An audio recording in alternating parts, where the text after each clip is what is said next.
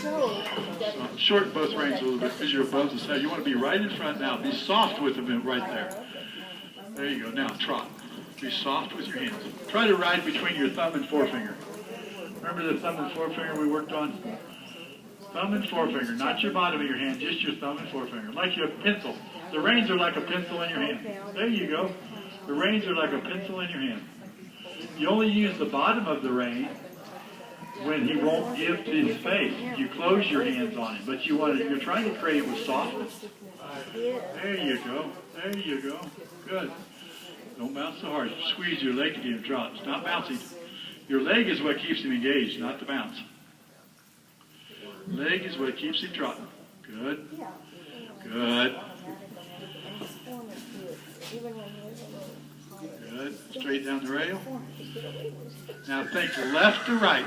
Think left to the right, not up and down. Left to right, not up and down. Left to right there.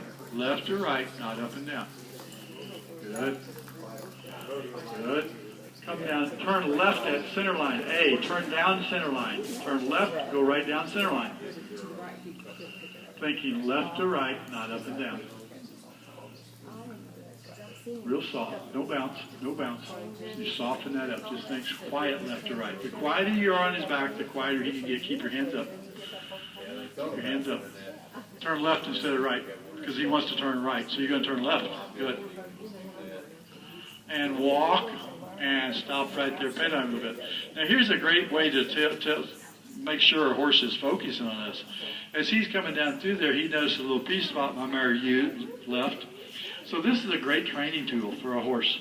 He's saying, guess what I'm going to do to this rider? I'm going to turn left today, but I see that, so I'm going to softly keep drifting right. Because I don't want to stick near that pea. We're not trying to put him on the pea. We're not trying to make him go through the water. We're trying to stay on a straight line from A to C.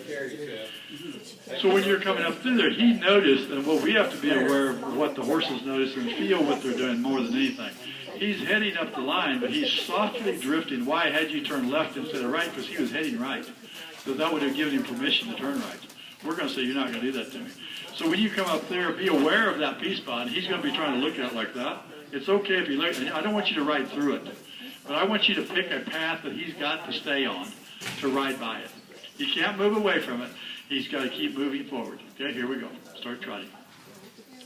Any little light thing that we notice the horse doing, we can use to our advantage for training. This gets to the point where if he shies from water or puddles, can I do it in a controlled atmosphere here? There's a little wet spot there. Let's try to use it to help him a little bit. To say, have confidence in me, I'm not going to get you in trouble. You getting control of all his body parts makes you a better rider and him a safer horse because of that. If you can control these body parts and a little thing that makes him nervous, so he's going to try to drift to your right, so keep your right leg on him. Keep driving, keep driving, keep driving, keep driving. Good. Keep driving. Keep your right leg on him. Good. There's the pea spot. There you go. Right leg. Turn left. You did great. Turn left. Other way. There. Your left. There you go. Trot again. Now, you got him a lot closer than he did before. He got up next to it, and then he saw it and tried to jump. That's okay. Pet on him a little bit. That's horse's instinct. You're going to say it's okay. Everything's, we're going to try that again. You're going to give him the confidence that you're not going to get him in trouble. People get their horses in trouble, and then the horse doesn't have any confidence anymore. You're not getting him in trouble. You're not trying to ride through it. You're trying to ride by it. You get him confidence riding by it, you'll have a better chance of riding through it. A little soft right leg, a little soft right leg, a little soft right, push him over, push him over. There you go, go around again to the left. Very good, very good. Because he said, you know, I remember I jumped at that when I got next to it, so I'm going to move over before I get there. You're going to say, no, I'm not trying to get you into the water. I'm trying to get you to go next to the water. Keep driving. Trot, trot, trot, trot, trot. Think forward. Good, good. Lower your hands just a little bit and soften. There. Turn left. Now, keep your head up and keep throwing. There you go. Hands control from the shoulders, leg controls from their backs. Your hands have to stay softly to the left as your right leg stays on. Keep driving, keep driving. Think forward, think forward, think. Very good. Petty, petty, petty. Good job. Turn left down the rail. So you finally won. You said, I've got control of your shoulders, I've got control of your ribs, you're going to stay right here, right by that. We don't torture them. We don't go back and try to make the same mistake, because here's what happens. 9 times out of 10, they'll lose them. We're going to give you confidence that we're going to go away from that now because you did it right. Go on your 20-meter circle to the left. The right leg touches P, right leg touches H. And walk. Hands up, hands up, hands up. More. There you go. Now walk. There you go. Now you can send him down because it's your idea. Send him down. He can't go down unless you ask him to go down. So he's starting to get a little tired, so he's trying to go down. The only time he's supposed to go down is if you send him down. There, send him down a little more. There you go. Pet on him. Say, good boy. Good. Send him down. You're in the down mode now. Anytime that neck starts to rise, you rattle your hands and send him back down. Go right down the fence.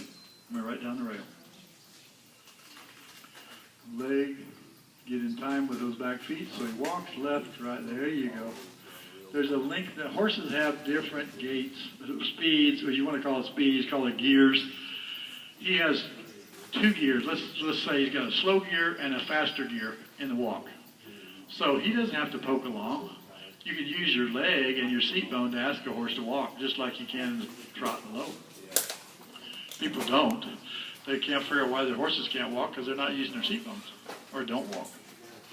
More walk. He's got more. He's got an excellent stride if you ask him to do it. There you go. There you go. Now you're walking somewhere. It's like, man, I could get to Dodge eventually this way. The other way it's going to take you 2 years to get to Dodge. This way it's going to take you a month. Good. Send your hip down. Neck down. Good. Good. Come across the diagonal from F to K. Turn left at F. Come across the diagonal in a free walk. Free in cowboy dressage is neck down. Pointed. Nose is pointed, neck down with soft connection. F to H. Remember your railroad track. Down. Down. And release. And down. Straighten him out through his body. No bend left or right because he's looking to the left. Press with your right leg a little bit now. Send him down. Now, you did a nice job of legging your horse back to the line, but guess what happened? You missed the runway in the beginning, so you killed all the passengers. The approach is the most important thing.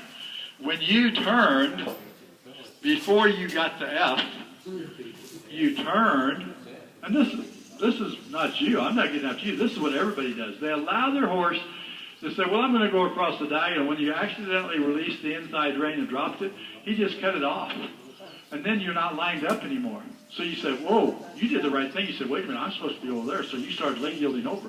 But if you'd have got the correct approach right here, if you'd have made the correct turn right here and said, now we're turning towards H, then you wouldn't have done anything else. So you go to your K. This one we're going to go from K to M. You're going around the corner. Remember we talked about the railroad track being on a straight line? So here I'm riding, I'm going to say, well, okay, they wanted me to go across the diagonal from K, so I have to imagine this straight line from K to M. To get there, I can't ride from here to my railroad track. I have to make the approach. I have to ride deeper into this corner. I'm going to get to K, and then I'm going to approach K. Then I'm going to see my railroad track. Here's my railroad track heading towards M.